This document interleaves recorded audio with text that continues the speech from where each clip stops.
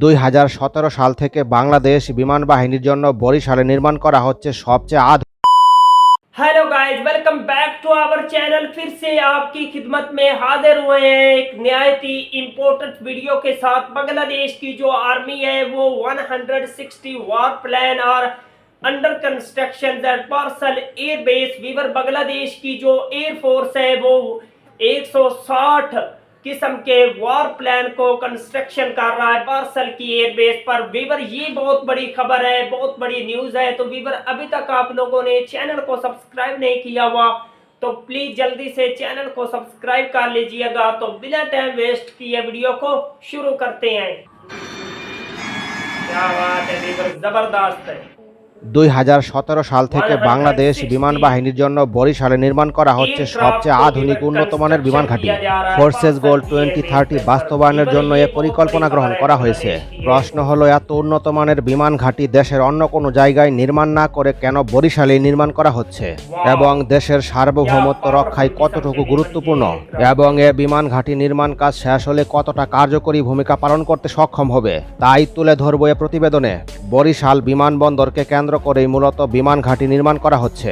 1963 সালে বরিশালে সর্বপ্রথম রানওয়ে তৈরি করা হয় কৃষি কাজে সহযোগিতার জন্য, বিশেষ করে বিমান থেকে কীটনাশক ছিটানোর জন্য।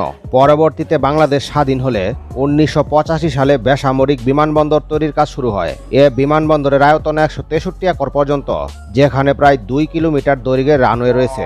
এখনও পর্যন্ত বেসামরিক কাজে ব্যবহৃত হয়।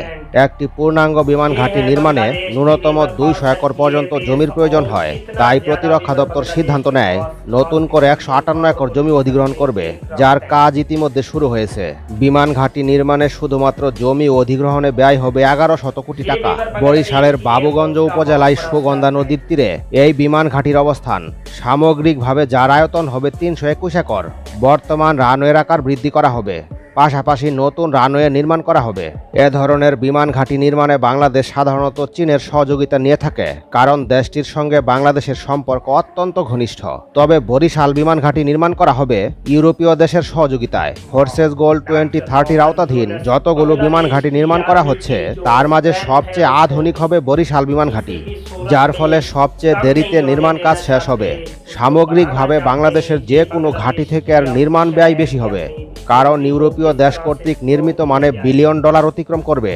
শুধু জমি অধিগ্রহণে ব্যয় হবে $150 মিলিয়ন মার্কিন ডলার বা প্রায় 1600 কোটি টাকা।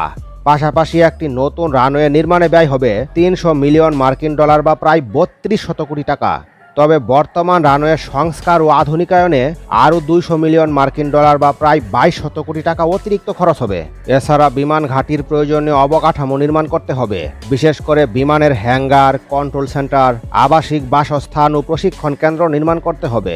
এজন্য আরও $200+ মার্কিন ডলার বা 2200+ কোটি টাকা ব্যয় হবে। তাছাড়া জমি অধিগ্রহণের পর ভরাট করতে আরও খরচ হচ্ছে। বিশালে পরিকল্পনা বাস্তবায়ন করতে অন্তত $1.5 বিলিয়ন বা প্রায় 17,000 কোটি টাকার প্রয়োজন।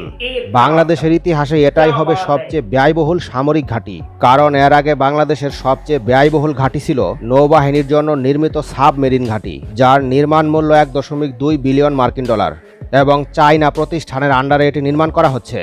অর্থাৎ সাবমেরিন ঘাঁটির নির্মাণ ব্যয় যেখানে $1.2 বিলিয়ন, সেখানে বরিশাল বিমান ঘাঁটি নির্মাণ করা হচ্ছে $1.5 বিলিয়ন। আধুনিক সব ইউরোপীয় প্রযুক্তিতে নির্মাণ করা হবে বরিশাল বিমান ঘাঁটি। পার্শ্ববর্তী সামরিক প্রতিদ্বন্দ্বী দেশ, বিশেষ করে ভারত ও মিয়ানমারের তুলনায় বাংলাদেশ বিমান বাহিনীর অবস্থা একেবারেই শোচনীয়। তাই বিমান বাহিনীর আধুনিকায়নে বড় চমক দেখানো ছাড়া কোনো বিকল্প নেই। ফলে ইউরোপীয় সবচেয়ে আধুনিক প্রযুক্তির সহায়তা নিয়ে বরিশাল বিমান ঘাঁটি নির্মাণ করা হচ্ছে, যাতে পিছিয়ে থাকা ঘাটতি পূরণ করা যায়।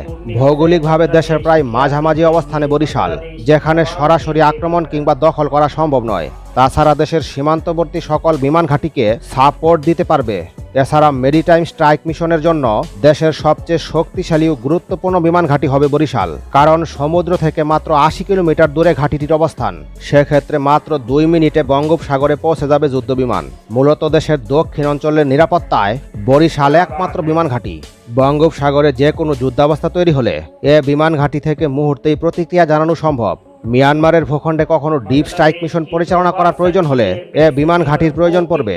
বিশেষ করে মিয়ানমারের থাইল্যান্ড সীমান্ত বন্দরগুলোকে ধ্বংস করতে কাজে লাগবে। এছাড়াও বঙ্গোপসাগরে নিয়মিত টহল দিয়ে ভারত ও মিয়ানমারের যুদ্ধবিমান কিংবা যুদ্ধজাহাজে গোয়েন্দারি নজরদারি করতে পারবে, যা বাংলাদেশকে অনেক গুরুত্বপূর্ণ তথ্য সংগ্রহে সহযোগিতা করবে। কারণ বাংলাদেশের সমুদ্র অর্থনীতি খুবই গুরুত্বপূর্ণ, কেননা দেশের 90% বাণিজ্য হয় সমুদ্রপথে। এই সকল বিষয় মাথায় রেখে প্রতিরক্ষা দপ্তর দেশের সবচেয়ে আধুনিক ও উন্নত মানের বিমান ঘাঁটি বরিশালে নির্মাণ করতে যাচ্ছে। এ ঘাঁটি সবচেয়ে কার্যকর ভূমিকা পালন করবে ভারতের বিরুদ্ধে, কারণ ভারতীয় নৌবাহিনী বঙ্গোপসাগরে আধিপত্য বিস্তার করতে ভবিষ্যতে বাংলাদেশের বিপক্ষে পদক্ষেপ নিতে পারে। তাছাড়া দেশটি বাংলাদেশের নৌসীমাকে একাধিকবার নিজেদের বলে দাবি করেছে এবং জাতিসংঘের কাছে চিঠি দিয়েছে। এমন অবস্থায় বরিশাল বিমান ঘাঁটি নির্মাণের ঘোষণা দিয়ে সঠিক সিদ্ধান্ত নিয়েছে প্রতিরক্ষা দপ্তর। তাছাড়া ভারত যদি কখনো খুলনা সীমান্ত দিয়ে আক্রমণ করে, তাকে প্রতিহত করতে क्या बात है वीवर, जबरदस्त। ये थी बांग्लादेश की एयरक्राफ्ट की वीडियो।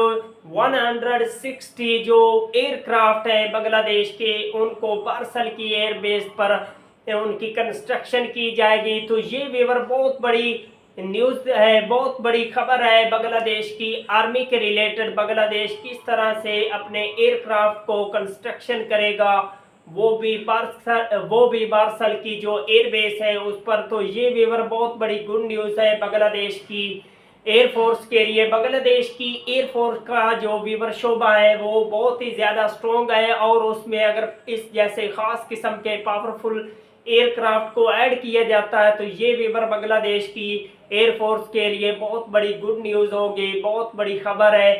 और बांग्लादेश की जो एयरफोर्स है वो जानती है किस तरह से अपनी कंट्री का दिफा करना है फिजा में। तो ये वीवर बांग्लादेश के लिए बहुत बड़ी खबर है। तो वीवर, अभी तक आप लोगों ने चैनल को सब्सक्राइब नहीं किया हुआ तो प्लीज़ जल्दी से चैनल को सब्सक्राइब कर लीजिएगा। मिलते हैं आपसे नेक्स्ट वीडियो में इंशाल्लाह, तब तक के लिए अल्लाह।